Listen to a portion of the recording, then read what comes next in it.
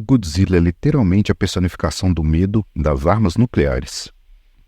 Criado por uma explosão nuclear, seu imenso tamanho, força, teor e destruição evocam a fúria das bombas atômicas lançadas em Hiroshima e Nagasaki.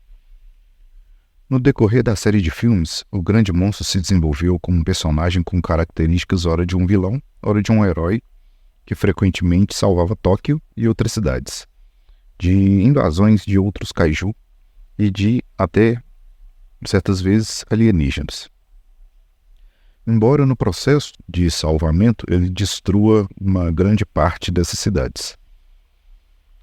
Em 2024, o Síndico do Planeta fará 70 anos e fomos agraciados com o que pode ser, até então, o melhor filme da série do Godzilla, que eu vou falar dele logo logo. Bora lá?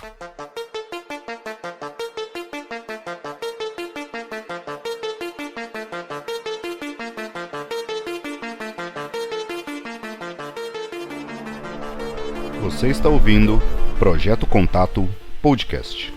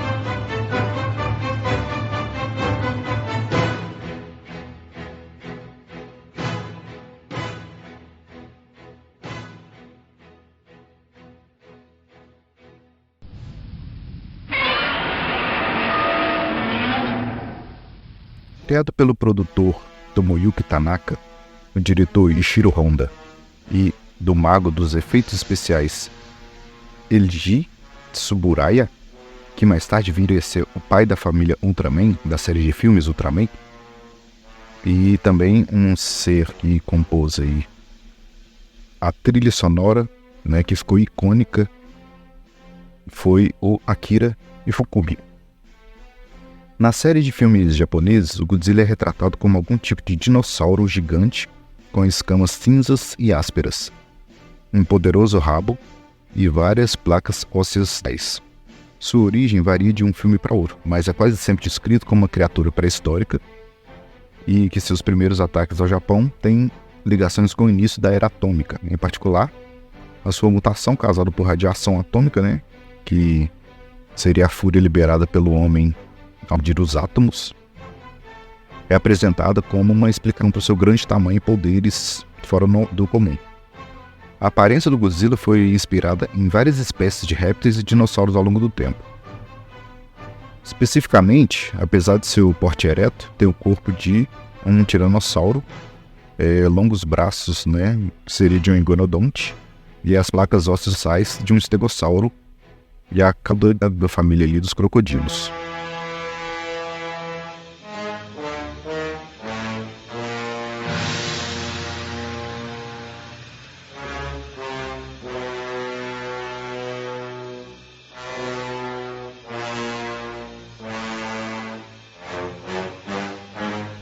O Godzilla chegou aos Estados Unidos pela primeira vez em 1956, no filme Godzilla, o Rei dos Monstros, uma americanização do original Gojira, no qual, né, o novo roteiro e novas cenas estreladas pelo ator canadense Raymond Burr, que era um galã da época, que seria o protagonista, né? E também pelo repórter americano Steve Martin. Foram acrescentados, criando um antecedente que seria feito anos mais tarde com duas produções da Saban Entertainment, em que seria o Power Ranger e a série Masked Rider, né, do piloto, né, fazendo um parênteses aqui. Nessa época, os Estados Unidos já começou com a cultura de comprar material japonês, só que quando tinha uma cena que não estivesse usando máscara, ele precisava de atores americanos, porque as cenas sem máscara eram todas de atores japoneses. O que aconteceu com o Power Ranger, que foi o exemplo que nós tivemos, né, nos anos 90, né, que os monstros todos são, né, gigantes, maquiados. A Rita Repulsa, né, é claramente oriental. Só que nas cenas que os Power Rangers não estão usando máscara, todos são americanos, né, digamos assim, para evitar de pagar os direitos completos ali, autorais, né, aos atores e a empresa japonesa. Então, o nome em japonês Gojira seria uma amálgama de duas palavras japonesas, né, que seria o gorila, que é gorira, e baleia, que é Kujira, né, que foi adequado no estágio de planejamento do filme Godzilla. Ele tinha sido descrito inicialmente como um cruzamento, algum monstro, né, entre um gorila e uma baleia, né, fazendo uma alusão ao seu tamanho, força, né, e uma origem aquática do monstro também. Então, essa seria a ideia original do Godzilla, seria um monstro meio gorila e meio baleia, né? Então, na forma inglesa da palavra, na tradução, né, no momento que foi traduzido, né, como para o inglês, né, o Gojira acabou virando o Godzilla, né? O God, primeiro essa ideia remeteu a algum monstro, uma deidade, né, algum deus, e a abreviação da palavra gorila sendo conectada no final dando lugar ao Zilla no final da palavra, né? Então essa junção americanizada, né? Então virou Godzilla no fim das contas, não o Gojira original.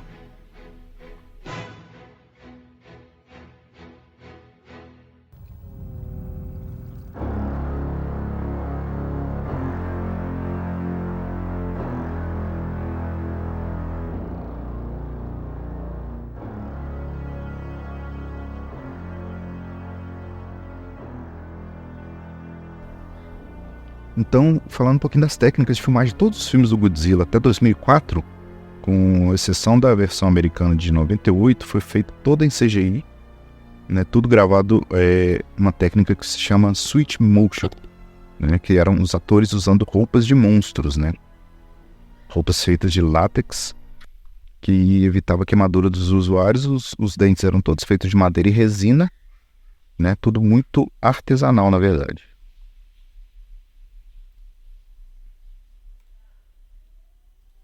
Então, eu decidi não falar dos primeiros, da sequência de filmes mais antigos, senão a gente ia ficar aqui o dia inteiro conversando sobre, né? Então eu vou começar a falar do blockbuster de 2014 para cá, né? Que pega aí praticamente os últimos 10 anos. Senão a gente ia ficar falando aqui de 30, 40 filmes, a característica de cada um, então ia ficar muito maçante.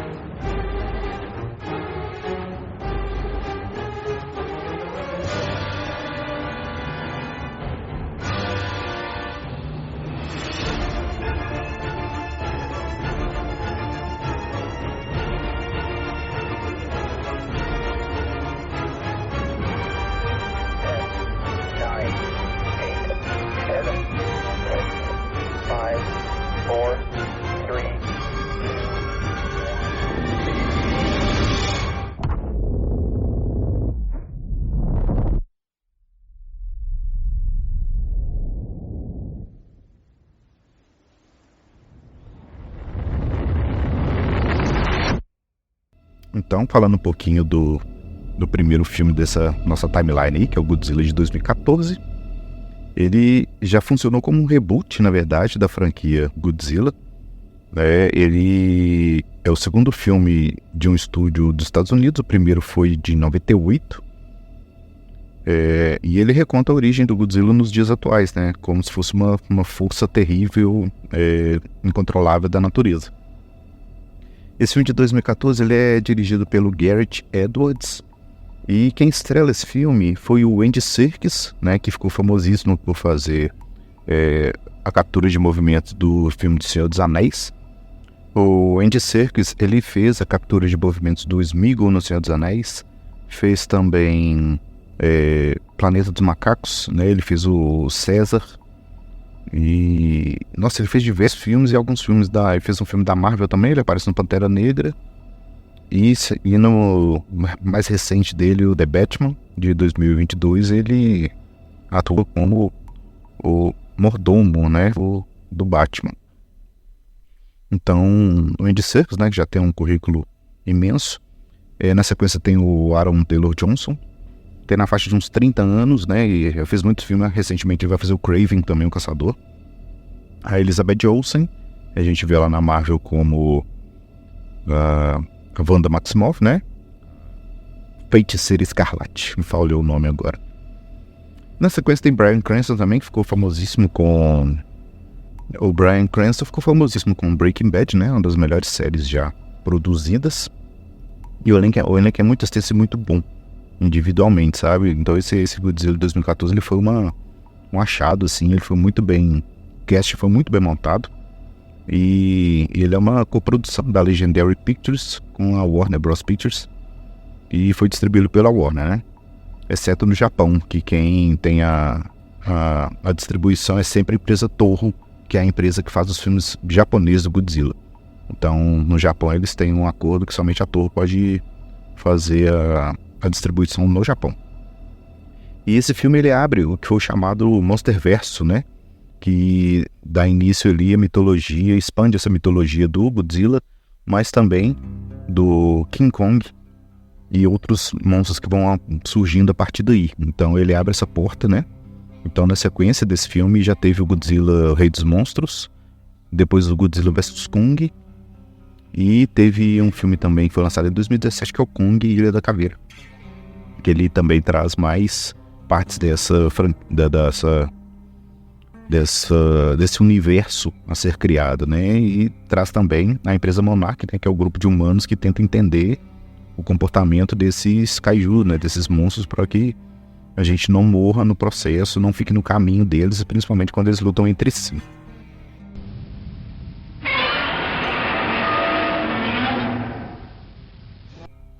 Então esse filme foi o de 2014, né? Eu vou evitar falar do enredo do filme para não dar spoiler para quem ainda não viu, mas é um filme de 10 anos, então a gente já sai fora de um pouco dessa lei dos spoilers, né? O filme de 2019, ele é o Godzilla, o Rei dos Monstros, né? Que ele altera... Ele faz uma troca total de personagens, praticamente nenhum personagem do filme de 2014 aparece nesse filme. Ele é o terceiro filme, né? Dessa ambiência do Monsterverse, né? Tem uma troca de diretor também. O diretor desse filme agora é o Michael Dougherty. É interessante citar que nesse filme de 2019, tanto a sua sequência direta em 2021, que é o Godzilla vs Kong, ele altera o núcleo humano do filme, né? Ele traz a Millie Bobby Brown, Rebecca Hall, o Brian Henry e um grande elenco também. E nesse filme, o Kong ele entra em conflito direto com o Godzilla, né? Enquanto os humanos eles tentam atrair o Kong até uma área, né, da suposta Terra Oca, a fim de recuperar uma fonte de energia para que eles entendam e cessem os ataques que o Godzilla tá realizando nesse filme. Então ele é um filme de 2021, né? A parte de ação do filme é muito boa, tanto de 2019, que é o Rei dos Monstros, quanto de 21, a parte das lutas, né, ali dos militares tentando conter os kaijus é muito boa, as cenas são muito bem orquestradas, bem gravadas. E esse filme, Ele arrecadou 467 milhões de dólares em todo o mundo. Ele virou a sexta maior bilheteria do ano de 2021. Lembrando que 2021 teve a pandemia, então cinemas fechados e tal. Ele foi lançado tanto nos cinemas dos Estados Unidos quanto na HBO Max também, simultaneamente. Ele foi lançado aí, segundo filme de 2021, ele foi lançado em 31 de março. Então foi praticamente quando fecharam os cinemas. E para dar sequência, né, o último filme do Kaiju seria o Godzilla Minus One. Ele foi lançado agora no finalzinho de dezembro. Ele participou de alguns festivais em janeiro. Ele participou de alguns festivais em novembro e foi lançado em dezembro no cinema e tanto no Japão quanto internacionalmente. Esse Godzilla Minus One, ele volta a ser uma produção da Toho, né, ele foi distribuído pela Toho Company, japonesa, e o diretor, né, ele foi dirigido, escrito, e os efeitos visuais foi feito pelo diretor o Takashi Yamazaki, que é um diretor não tão renomado quanto os estadunidenses, porém ele é excelente com efeitos visuais. Ele é muito bom em efeitos visuais. Ele conseguiu fazer esse filme só com 15 milhões de dólares, que é praticamente 1/10 de qualquer filme hollywoodiano, digamos assim. E nesse filme, né, no Minus One, o Godzilla, ele surge bem no período do Japão pós-guerra, né, onde é que o Japão ele é assolado ali pelas duas bombas de Hiroshima e Nagasaki, e as bombas são responsáveis pelo surgimento e pelo crescimento direto, né, digamos assim, do Godzilla nesse filme. E além do Japão estar abandonado pelos seus governantes, ele está, né, no estado deplorável pós-guerra, ele ainda é assolado e, né, pisoteado pelo Godzilla na sequência. Então, por isso que chama Minus One, porque é Minus One em relação a não ter esperanças. O Minus One é quando você tem menos do que 0 esperanças ainda. Então, dizem que, para alguns críticos e alguns comentaristas da internet, né, de filmes e séries, as pessoas já estão considerando isso como o melhor filme já feito pelo Godzilla. Eu estou fazendo essa gravação no dia 3 de janeiro, e os cinemas de Belo Horizonte não estão passando ainda, eu não sei porquê, mas eu tô louco para ver esse filme. Então, tô só esperando a oportunidade para poder ver pessoalmente.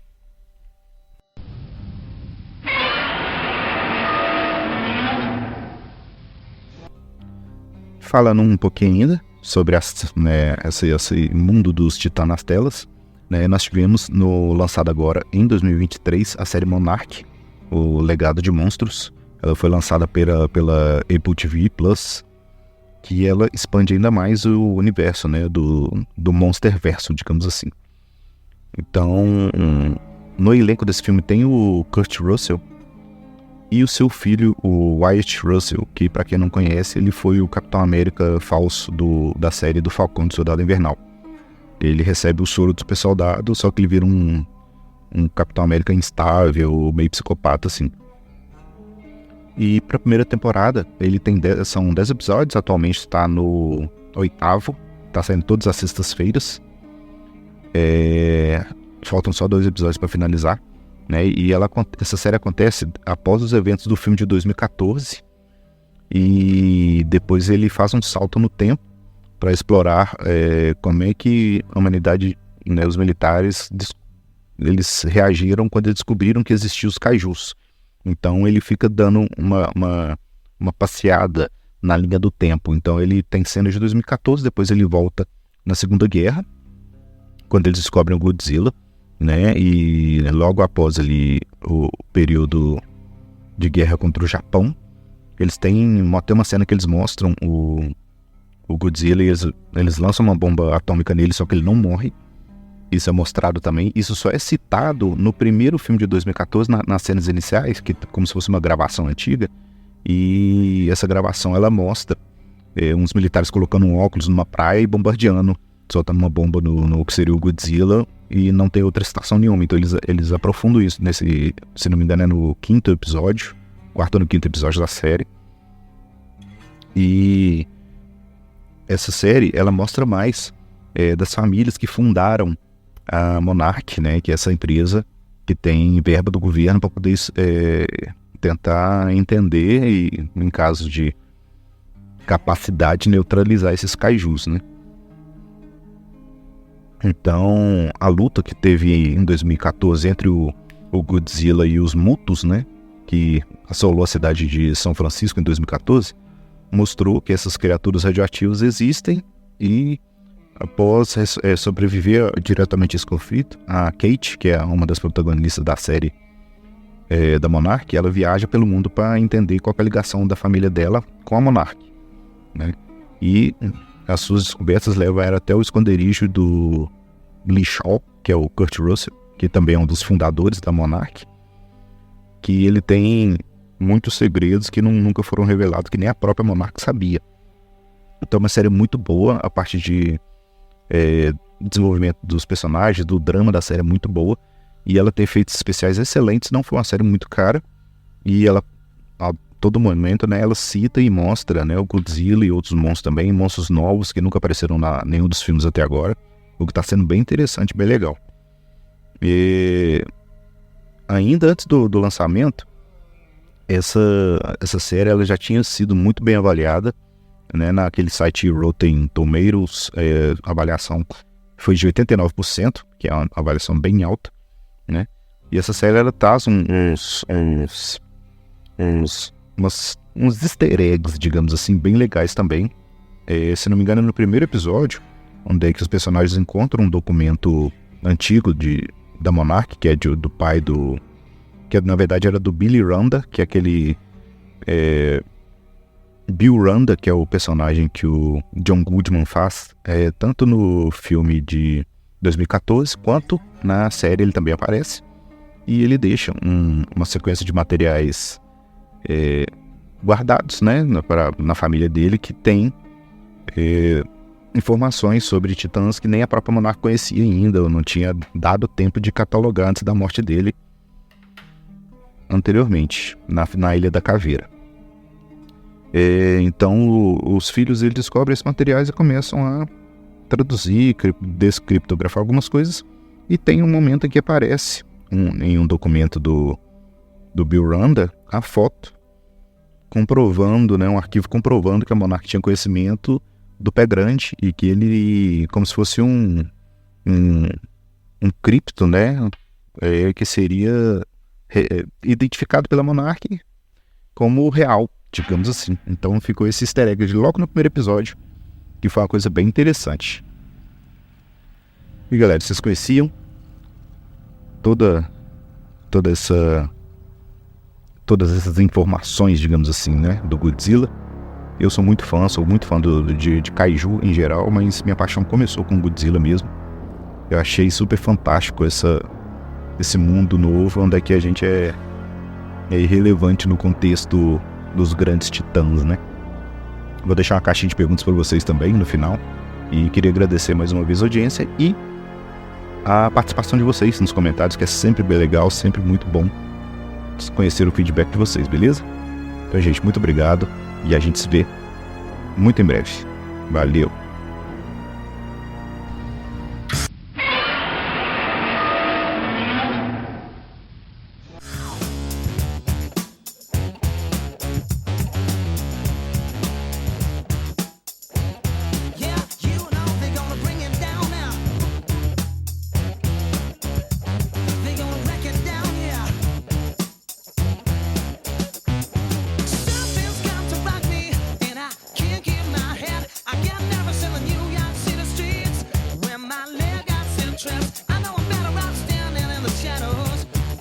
Humans with guns, but now it's too late. There's no escape from what they have done. Come on, I'm going deeper underground.